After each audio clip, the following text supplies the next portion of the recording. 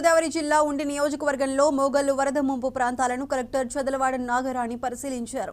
గోస్తని నదికి గండిపడి ముంపుకు గురైన కాలనీ వాసులకు ధైర్యం చెప్పారు. గత 5 రోజులుగా కురుస్తున్న భారీ వర్షాలకు లంక గ్రామాలు ముంపునకు గురవుతున్నాయని చెప్పారు. ప్రజలకు ధైర్యం చెబుతూ వారిని సురక్షిత ప్రాంతాలకు తరలిస్తున్నామంటున్న కలెక్టర్ నాగమణితో మా ప్రతినిధి బ్రహ్మేంద్ర ఫేస్ టు ఫేస్.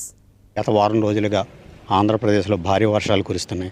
అలాగే పశ్చిమ గోదావరి జిల్లా ఉండి నియోజకవర్గం మోగల్ గ్రామంలో ఇక్కడ నిన్న రాత్రి గట్టు గోస్తని నదికి సంబంధించిన కాలువగట్టుది తెగడం జరిగింది.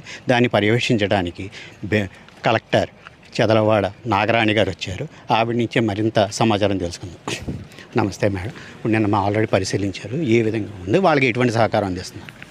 ఇది గోస్తని ట్రైన్ మీద కెనాల్ అది బండ్ బ్రీచ్ అయింది. అది నిన్న బ్రీచ్ నైట్కి మిడ్ నైట్కి చాలా పెద్దగా అయిపోవడంతో అంత నైట్ అంతా కూడా మెషినరీ అందరినీ కూడా మొబిలైజ్ చేశాము. రాత్రి నుంచి కూడా పునరావాస అక్కడ దాన్ని బండ్ లీకేజ్ని అరెస్ట్ చేయడానికి చర్యలు మొదలుపెట్టాం. రాత్రి కూడా నేను వచ్చి చెక్ చేయడం జరిగింది. ఇక్కడ ఉన్న కాలనీలో యానాదీస్ ఉన్నారు. పుత్తువారిపల్లిది మొగళ్ళ గ్రామ పంచాయతీ పాల్కోడేరు మండల్లో. ఈ వాటర్ అంతా బ్రీచ్ అయ్యి వాటర్ రావడంతో కొన్ని వందల ఎకరాలు నీటిలో మునిగిపోవడం జరిగింది. అలాగే కొన్ని కాలనీస్లో పెద్దగా ఎక్కువ వాటర్ రాలేదు, కానీ కొన్ని ఫ్యూ హౌసెస్ 2-3 హౌసెస్కి వాటర్ లోపలికి వచ్చింది.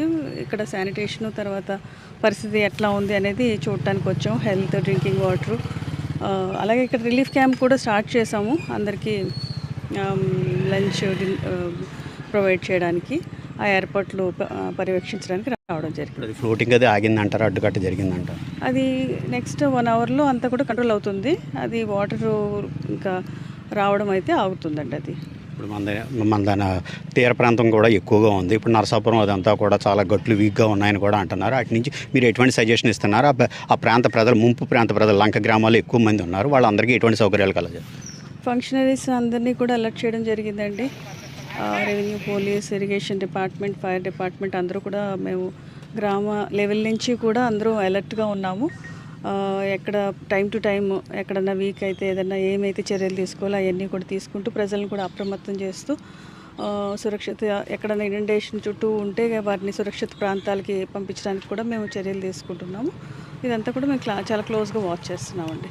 అంటే నరసాపురంలో గతంలో జరిగింది కొంత అవినీతి అది జరిగిందన్నారు. ఆ గట్టు విషయం, ఆ గట్టు ఎప్పుడు వేసినా సరే కోట్లాది రూపాయలు ఖర్చు పెడుతున్నారు, కానీ ఆ గట్టు మొన్న కూడా బ్రేక్ అవ్వడం జరిగింది. అలాంటి వాటి మీద మీ పర్యవేక్షణ ఏ విధంగా ఉండదు? Last time 25 lakh cubic waters రావడంతో ఆ బండ్ బ్రీచ్ అయ్యింది. వర్క్ అయితే చేయడం జరిగింది. అంతా కూడా క్వాలిటీ కంట్రోల్ ఇంజనీర్స్ అంతా దాని క్వాలిటీ ఎట్లా ఉంది అనేది చూడడం జరుగుతుంది. చేసే వర్క్స్లో ఈ బండ్ ప్రొటెక్షన్, తర్వాత ఈ వరద ఆపడానికి చేసే వర్క్స్లో ఎటువంటి అవినీతి లేకుండా కావాల్సిన చర్యలన్నీ కూడా తీసుకుంటాం. అట్లాంటివి ఏమైనా తీసుకుంటే కూడా గట్టి చర్యలు కూడా తీసుకుంటాం. Thank you. ఇది నాగరాణి గారు తెలియజేసింది. ప్రతి ఒక్కరికి కూడా ఎటువంటి ఇబ్బంది లేకుండా అన్ని సౌకర్యాలు ఉండేటట్టుగా కూడా వాళ్ళకి పునరావాస కేంద్రాలకి తరలిస్తున్నామని, అలాగే ఇప్పుడు గట్టు బ్రేక్ అయిందని కూడా ఇమీడియట్గా దాన్ని రిమూవ్ చేసి విధానంలో మేమంతా కూడా పాల్గొంటున్నామని తెలియజేస్తున్నారు.